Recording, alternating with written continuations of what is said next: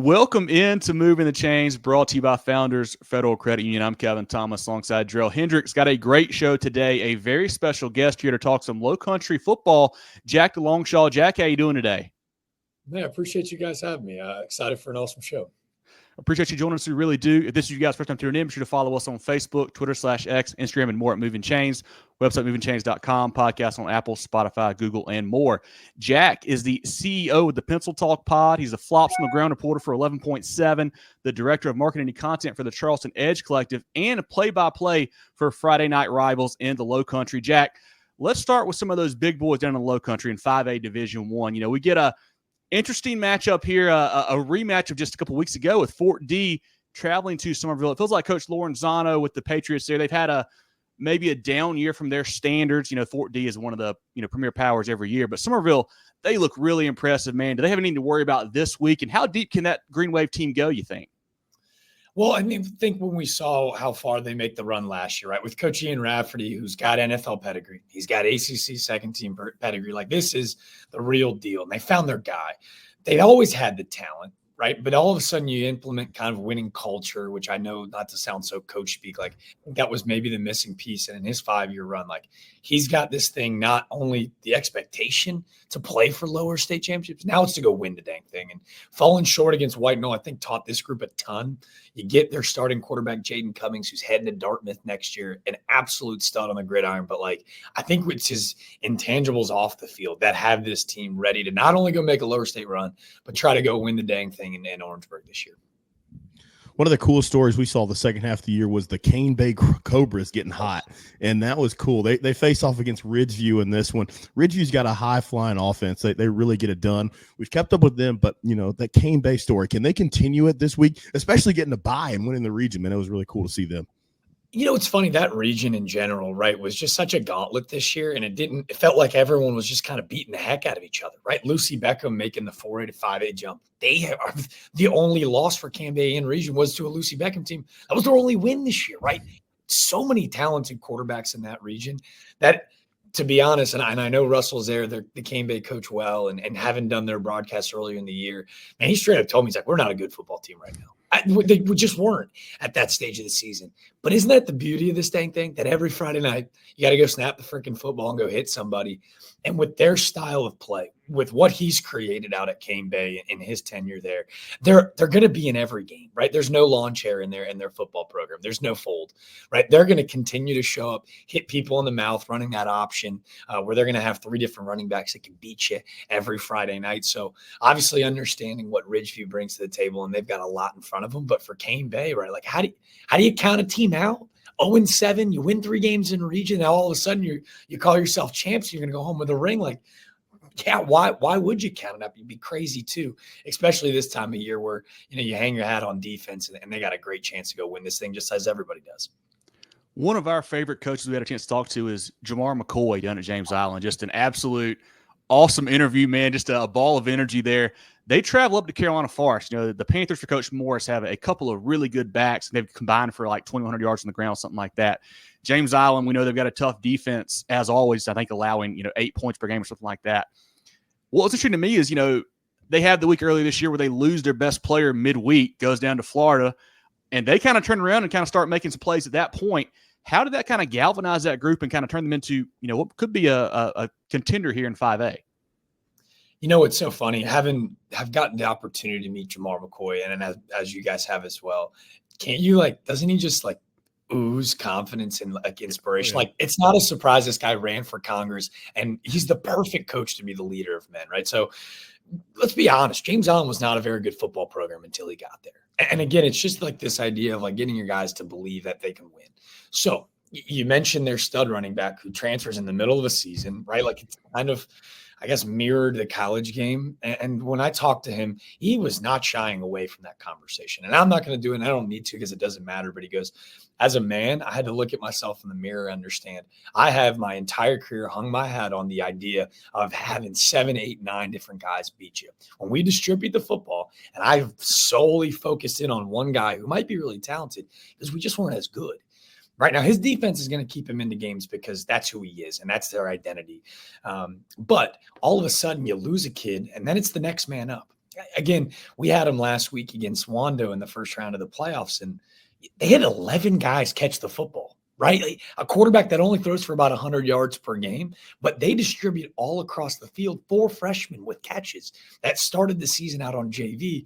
He doesn't care who it is that's got the ball in their hands. Like, he's got utter complete trust in everyone in that program. But Kevin, you mentioned it. That defense, dude, is really, really, really good. Hendricks Barron is a defensive end that if you don't know him now, go ahead and jump on the bandwagon. He's heading to West Point. He is a legit stud at the defensive end position. Coach McCoy talked about, like, we've got guys that'll rush the quarterback, like Malachi Jefferson for them, who's also receiving some D1 interest. I think he's got an offer from UNC Charlotte, but he's 100 miles per hour, which is a great thing. But Barron is a little bit different, where you watch him when he rushes the quarterback, or if he's in run pro, like, all of a sudden, like, he's thinking while moving. And he's like, I haven't coached a kid with this IQ on that defensive front, or really anywhere on the field in my entire career. So he's a really special player. Malachi Jefferson right next to him. But if you guys want to see something different in high school football this year, their kicker and punter, Dangerfield, is going to Tennessee. It legitimately looks different. And Coach McCoy talked about it, like, yeah, the SEC is getting a real special one, but, like, this will be the first kid in my career that I coach that will play on Sundays. Guys, like, kicking like 55-yard field goals, punting it 65 yards downfield. It is a lot of fun to watch. So for Carolina Force, like, not only are you game planning for 2 phases, like, you have to be very, very respectful of that third unit, because that's where they beat a lot of teams this year.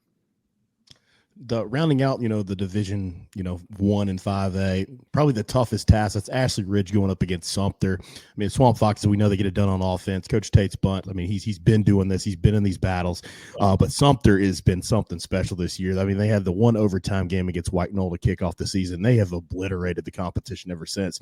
What ways can Ashley Ridge, win this game, or what are some of the keys that's going to help them in this tough matchup? Yeah, I saw Sumter a year ago, and you guys know him a whole lot better than me, but they've almost become like a blue blood in the Palmetto State, right? Like, we've come to expect them to do this year in, year out.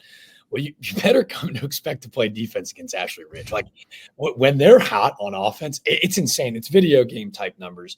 Their quarterback, Trevor Kalish, is really efficient with the football, very much so a gunslinger, like, is not scared to throw into, like, really small pockets. And Bam DeWeese is the guy for me. They got a really solid run game, but Bam DeWeese is a guy that they use, and they'll play him out wide. They'll play him in the slot. They'll play him in the backfield. They'll go Wildcat. So Bam DeWeese, right, if you're Sumter, if you can slow down number one, they give themselves a really good chance. But we did their game earlier this year, and ironically, it was Ashley Ridge and Oceanside. Oceanside's looking really strong. But Ashley Ridge in the Citadel's football stadium, right, down there, Johnson Haygood, their offensive line was legitimately on average bigger than the Citadel's offensive line. They're 5 guys up front, all over 300 plus. I'm like, Coach Tate, like, the hell's going on here? And he's like, we got some big ones, don't we? Like, sure you do. So expect a big time offensive front and an absolute speedster in the backfield and Bam DeWeese for AR. Looking down now at 5A Division II, a team here, Jack, that I was really high on going into the season. Kind of struggled out the gate because I had to play some tough non-region there. That's the Berkeley Stags. I feel like they look really good some weeks, struggle with turnovers and penalties some other weeks. I love the quarterback, the Rivers kid there. I love Coach Lodge, what he's doing. What's it going to take for those guys to kind of put it all together now in the playoffs? Because Westwood, I think they should beat Westwood. Westwood's a feisty team, but at this point, you can't have any, stupid mistakes. What's it going to take to put it together and make a nice run here?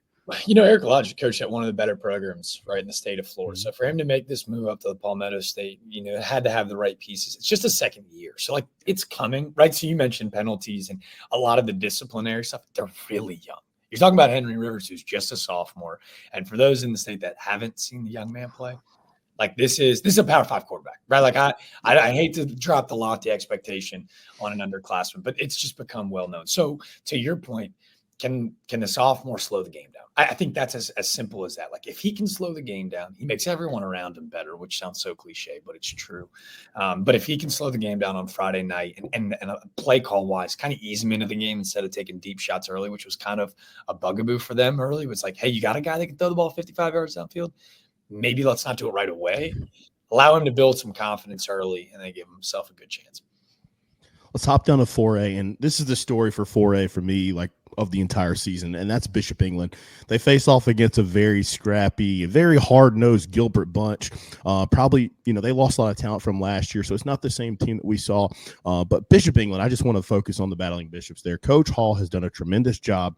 Quinn Mahoney, absolute gamer at quarterback. This is a team that I got to see earlier in the year. I mean, they have played fantastic, gone above and beyond the expectations that anybody could have set for them. How do they continue this magical run and this great season that they're having this year? Dude, I'll tell you straight up, I don't know. And again, this is a conversation with head coach Hall. This was not a good football team a year ago.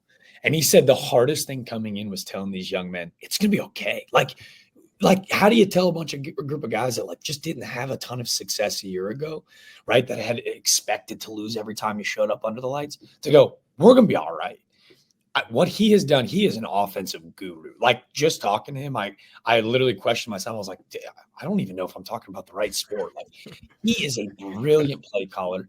He's a brilliant leader of men. And I think his relationship with Quinn Mahoney, right, who, again, this was a special teams guy at Oceanside a year ago, right? You're talking about he was the third string quarterback buried on that depth chart with a ton of studs in front of him.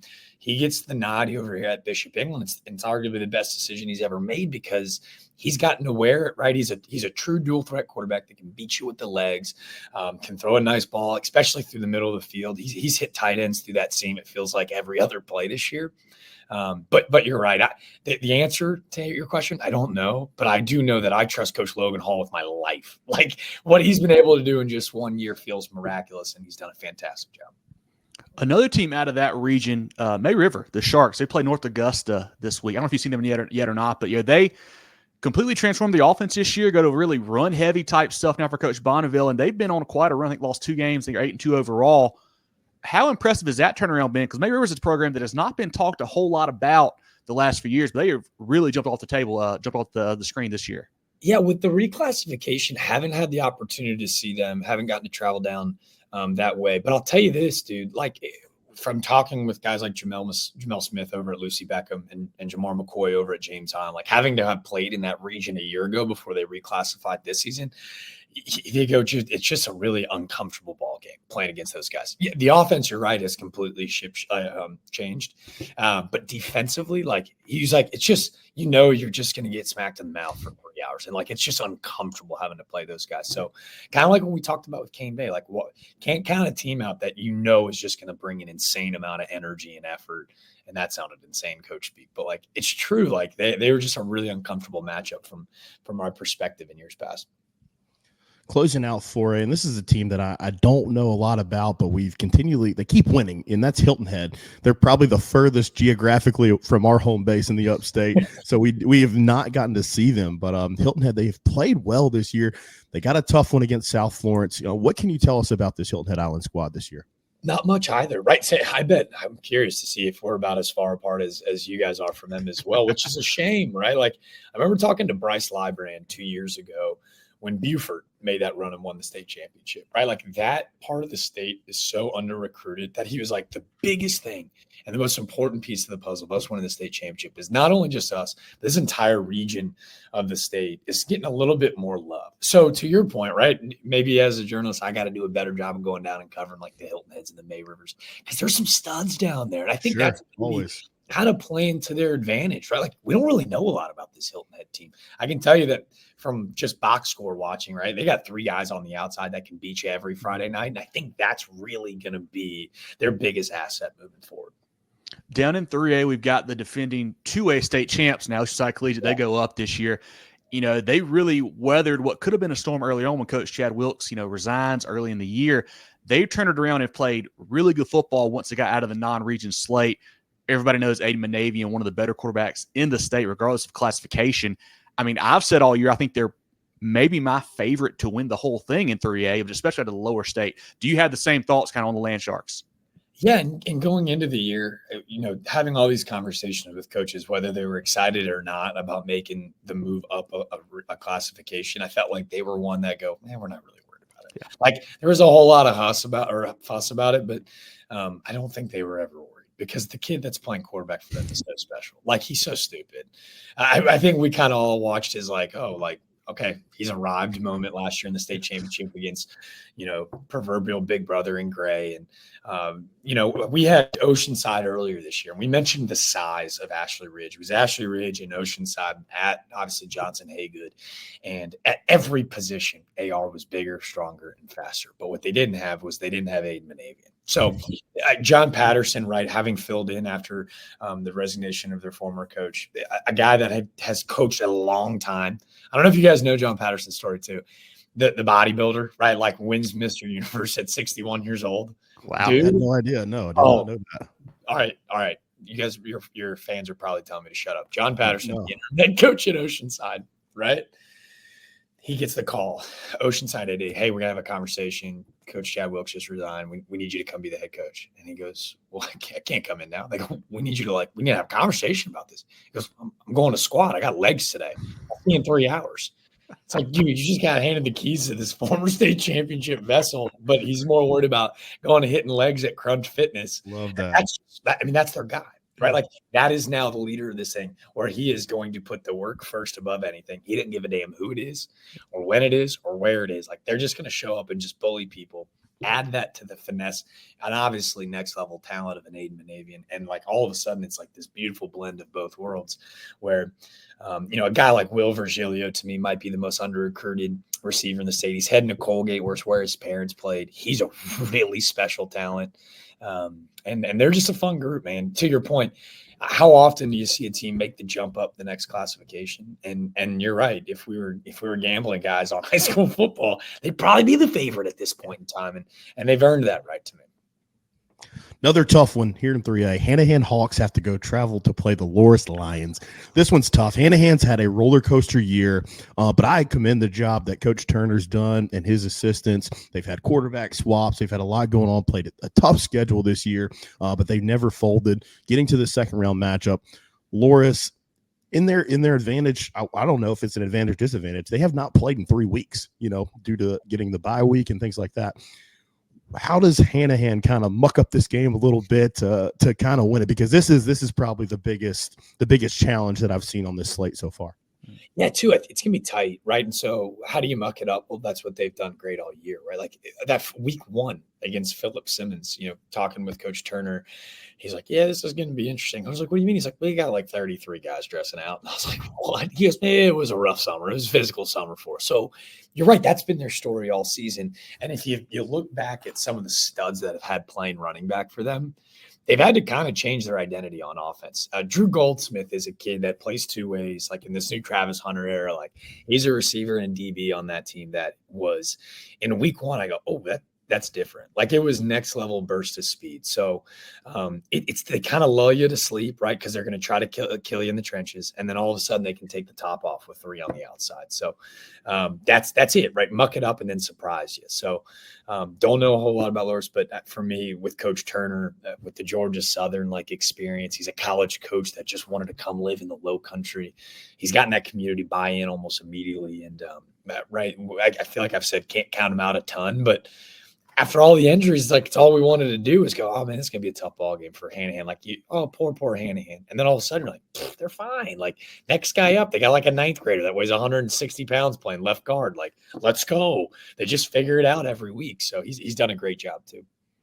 A team that I feel like has been kind of laying in the weeds, kind of overlooked, is Philip Simmons. The Iron Horses have been playing great football this year. They're hosting Kingstree this week and, in the 2A ranks there. I've loved how they've kind of, you mentioned changing your identity. They go from, 2 great backs last year. Those guys graduate. Now you got to spread it out a little bit more there. Coach Bendig, how does he feel about this group? Does he think they have what it takes to go all the way to Orangeburg? Or what do you see out of this Iron Horse bunch? They've got it written all over their freaking gyms, facilities, school. We want to practice on Thanksgiving. Like that's the goal. We want to practice on Thanksgiving. I want to still have pads and jerseys out in your locker by Thanksgiving. So you're right. You mentioned KJ Asbury and Williams from a year ago that were 2,000-yard rushers a year ago. So I think a lot of us go, well, we're kind of sleeping on the quarterback position then. Or was it maybe the whole time we had 2,000-yard rushers? Like, why the hell would we change anything? You know what I mean? Like, why the hell would we do anything different? So Tavian Orlana, their now quarterback, who's been a 3-year starter, has gotten to go, all right, cool, this is my team now. right? And it almost looks like he was bursting at the seams to start letting it rip. And we mentioned the matchup with Hanahan in week 1. Like Eric Bendig, who's their head coach, who started this program, like no easy task to get a program up off its feet. So they've now got like close to 90, 100 kids in the whole program, which again, you're not just building a team every fall. Now you built the program. And this is a quarterback minded guy, right? Like he's an OC that like, yes, he loved running the football. He loved to win. But this is kind of his bread and butter, is having those dialogues with the conversation with the quarterback every Sunday morning going, hey, what'd you see? Where'd we go? And if you watch the progression of Orlana throughout the year, it's very evident, like the game, like we talked about, he's starting to play chess, not checkers. So this to me is a very, very dangerous team in this class. We got Ridgeland and Cross. This should be a good one. Cross is a team that has performed really well. I mean, they have a history of doing well. It starts and ends, obviously, with Carmelo Jones. This kid is just a touchdown machine. I know you guys haven't had them on Friday Night Rivals, but what can you tell us about this Cross bunch, and are they poised to make another deep run? Yeah, well, it's just the name game, right? Like you just come to expect them to show up every fall, like late in the year. Carmelo Jones, though, he's JT, right? Like he scores every day and wins. Yeah. Like 100, like it's again like not gambling, guys. But big minus $1 million for him to have 2 touchdowns every Friday night, right? Like the guy's a stud. His visions, his patience. I think the way that he orchestrates an offense, like to me, it's a really interesting group. And you're right, I don't know a ton about him, but it's been fun to box score, watch from afar, and go, we got to get to know those guys a little bit more. Like they got a dog just like dominating every Friday night, it feels like. It is state championship week for Skeeza. On Friday night, we've got a big 4A matchup, Hammond and PorterGale. Hammond going for 8 in a row, which is just unheard of in any sport, any classification. PorterGale, played them tough earlier on in the year. JJ Flood and those boys can get it done, but Hammond's a different animal, man. What do you see happening on Friday night in this matchup? Hammond is a different animal. I had the opportunity because I think they played those state championship games last 2 years over at Charleston Southern. So I helped do some stuff over there. And everything they do, from when they get off the bus to the way they approach a locker room to the way they come onto the field, you're like, no, this is just this is a championship program every year. And they know it too, which I think is really scary. I think what's so fun about this PorterGale team is that they don't know that they shouldn't be here, right? Like they constantly keep getting back to this point. Maybe it's like getting that proverbial like bricks off your shoulder. Like, we got to get past these guys. How the hell do you get past these guys? They do it every damn year. And they've done it with JJ Flood, who in my opinion, if he's not 1A, he's 1B for running backs that we saw this year. Like a lower half that to me, I'm like, holy hell, this guy's he looks like he should already be playing on Saturdays. I know he's garnered a little bit of attention from the Citadel, and I know Charleston Southern. I think it'd be insane for either D1 school to let this kid out of the Lowcountry, because to me, he's got such a bright future. Like, not only is he not scared to run through your chest, but they can run it on 3rd and 15 and go, hey, we got a shot, right? Because of his ability to like just break big time runs. I think that's how they got to win this game, right? Like we know that Hammond, it can beat you in any way. They're so balanced offensively that if PorterGale can go absolutely control time of possession and just feed JJ Flood and pick up 3 to 4 yards of pop and just, again, bide time for him to hit one hole, and then you go, uh-oh, like we got him. So they got to control the rock. You mentioned it, mucking it up, Jerel. I'm really scared of cursing on air because I've got a sailor's mouth. So I love that term. I love that term, but I'm always scared to use it. Oh, yeah. But, yeah, they got to muck it up. They got to muck it up big time. Put Founders in the game and win big with our great rates. Whether you're looking for a loan or want to grow your money with a certificate, Founders Federal Credit Union can help you move the chains on your financial goals. Not a member? No problem. Visit foundersfcu.com to see if you qualify. Federally insured by NCUA. Membership qualification required. Equal housing lender. Terms and conditions apply. All right, Jack, a couple easier ones before I let you go here. I'll actually be down there Saturday for the Skeeza games at Charleston Southern on Saturday. So what is a good pregame spot? Jerel and I are big foodies, man. What should I grab some lunch at before I check out the game? Let's go. Dude, I got Charleston Southern basketball on Saturday. So are we going to have a date night? Is that what we're about to do? If we have to, I mean.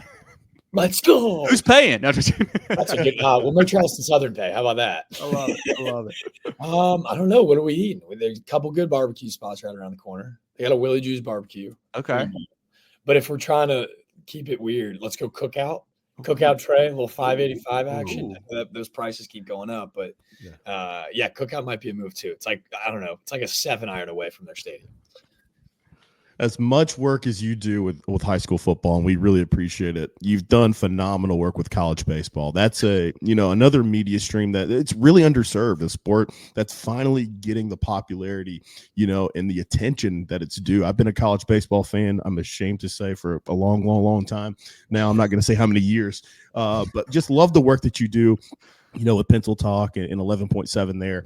I guess we'll keep it in state to kind of, and I'll stick with Clemson, South Carolina. No offense to College of Charleston, Coastal, all the other great programs here. What is your outlook on the season for those two, the two flagship programs in the state? Well, I appreciate you kindly, man. Your words mean more than you know. It's been a lot of fun. And that's why I've looked up to you guys, man. Like, you're doing the state championship, meeting you guys last year. It's been fun to help serve, in our opinions, right? Like a place that desperately needs the attention, right? Getting to tell these high school football stories has been a blessing. And then college baseball, to get back to the sport that I played and wasn't very good at, but now to get to be a part of it in a totally different light has been awesome. About as awesome as your Clemson Tigers. Very honest here. Let's be. This man's a pro here, Jerel. This man's a pro. Buttering us up. You see that? I got it first. You like the transition? We got to temper expectations, but I do want to tell you to buckle up because this team's going to be really good. I know that everyone's talking about them after doing their Savannah Banana stuff, but having the opportunity to be at that super regional last year, like Eric back, like they got someone special running it, right? Like to have and the wherewithal to have Jack Leggett in the dugout. He gets thrown out of that game in the supers, right? Like everything that they are doing is building towards something bigger. And having received calls to maybe go to programs, maybe out west with big time dollar amounts, Clemson understood what they had, and they're pouring gas all over the freaking fire right now. And you bring in the banana ball thing to put more eyeballs on your program with awesome stuff that you're doing. And you bring back, in my opinion, I know we talked about this again, not to temper expectations, but I think Cam Canarella should be the bona fide favorite to win the Golden Spikes Award this year. The kid is super stupid. Like he just has the it factor. Right? 5 tool, give him the 6, which is just the it factor. Always delivering in the big moments.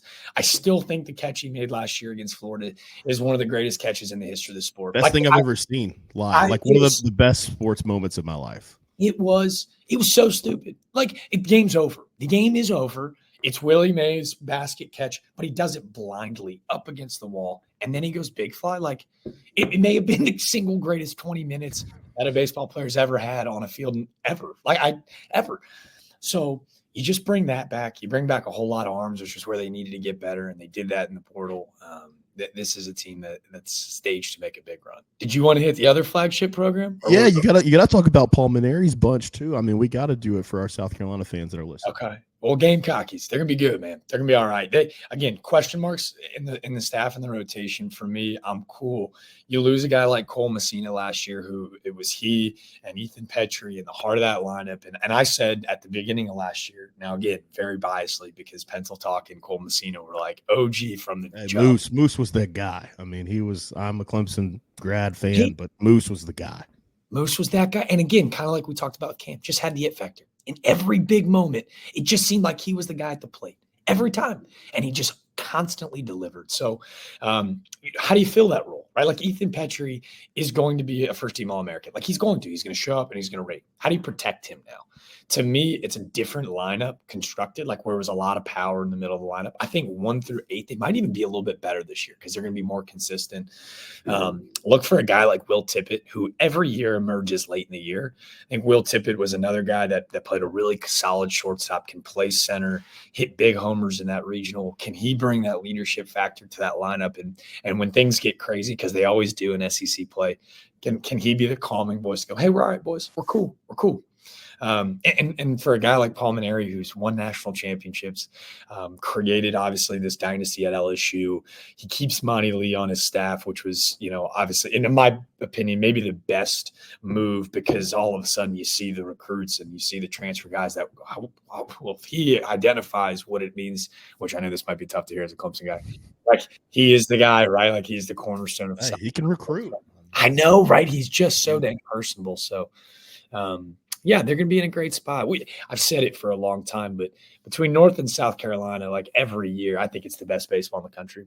So Clemson and South Carolina, NC State, North Carolina, Wake, Duke, and then we haven't even started talking about the mid-majors yet, which is every Tuesday, Wednesday mid-major matchup, midweek matchup. Like there's not a day off. So Clemson and South Carolina fans that are crazy about their teams, it's hard because every day is this, right? So unlike in the fall, Saturdays you can't overreact. In the spring, it's tough to because it's just such a dang long season. Jack, I mentioned in your intro, you got, tons of stuff going on, man. Tell the folks where they can find you, what you got happening here soon, and how to kind of get a hold of you and I'll follow up what you got going on. Well, I appreciate that, man. Yeah. So Pencil Talk Pod, I've been slacking. I'm not as good about it as you guys are. I haven't done a whole lot of podcasts, but they're on all streaming platforms. You can check me out at just Jack DeLongchamps on Twitter and Instagram, and then Pencil Talk on Instagram, doing a bunch of stuff down in the Lowcountry right now, gearing up for state championship football season and obviously some basketball. But really, like Jerel and Kevin had mentioned, like college baseball is the love. That's where I've been lucky enough to get a lot of work. So we're just geared up, man. It feels like time's flying, and it's a good thing to be a part of it. But can't thank y'all enough for having me on, boys. Yeah, I feel like I'll do this as kind of an ode to you here, Jack. So this has been great. I want all of our followers to go check out Jack everywhere that he mentioned. We'll tag him in this post as well. Man, follow us if you don't mind on Facebook and X and Instagram and whatnot. Moving the Chains brought to you by Founders Federal Credit Union. Jerel, any final thoughts for Jack before letting him go today? Hey, Jack, thank you so much for joining us again. I really appreciate what we do for high school football, high school sports in general, and love the college baseball work as well. So once we wrap up with the high school stuff, I'll be locked in. Maybe you can get me some, give me some insight with Tony Vitello, get me in these dugouts and stuff like that. I'll be there. So it's been a lot of fun and continued success, man. Hell yeah, man. I appreciate it, dude. Well, if you're Moving the Chains fans aren't tired of me yet blabbering for 30 minutes, let's collab, man. Let's make some magic in Orangeburg this fall. What do we say, boys? I'm in, man. We appreciate your time. We really do, man. Look forward to catching up with you down in Orangeburg, and best of luck, all right? Okay. Appreciate you guys. Appreciate you. Get ready for the ultimate South Carolina high school football experience with Movin The Chains. From previews to recaps, we've got you covered. Dive into our expert preview shows, predicting winners and sharing insights. Then join us post-game for the thrilling recaps, exclusive interviews, and highlights you won't find anywhere else. Plus, connect with fellow fans on our Friday night spaces on Twitter/X. No one covers South Carolina high school football like us. Join us at Movin Chains on all social media platforms and visit movinchains.com today.